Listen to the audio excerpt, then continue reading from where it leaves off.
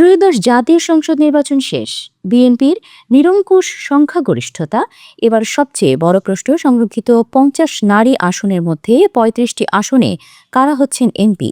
নয়াপল্টন আর গুলশানে এখন টান টান উত্তেজনা। প্রধানমন্ত্রী তারেক রহমানের টেবিলে এখন শতাধিক আবেদনপত্র। কারা এগিয়ে, কারা চমক হতে পারেন। বিএনপি এককভাবে জিতেছে ২০৯ আসন, জোটসহ ২১২, স্বতন্ত্র ৭ জনও দল সমর্থিত। এই সমীকরণে সংরক্ষিত ৫০ আসনের মধ্যে ৩৫টি প্রায় নিশ্চিত বিএনপির দখলে।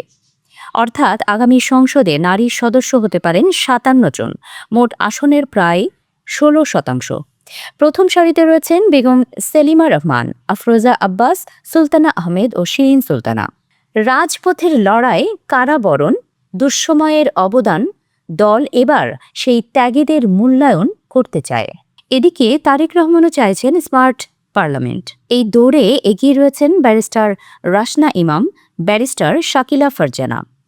আইন, মানবাধিকার ও আন্তর্জাতিক কূটনীতিতে দক্ষ নারীদের সংসদে দেখতে চায় দল। তবে গুঞ্জন আছে সাংস্কৃতিক অঙ্গন থেকেও আসতে পারে বড় নাম। তাদের মধ্যে রয়েছেন বেবি নাজনীন, রিসিয়া পারভিন ও কনক চাপা। যদি তারা সংসদে আসেন, রাজনীতিতে কি নতুন মাত্রা যোগ হবে?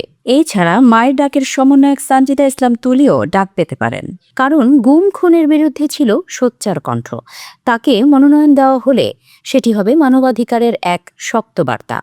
এছাড়া রাজনৈতিক পরিবার ও উত্তরসূরিদের মধ্যে রয়েছেন সামিরা তানজিনা চৌধুরী, সাইদা আদিবা হোসেন ও হাসনা জসিমউদ্দিন মওদুদ।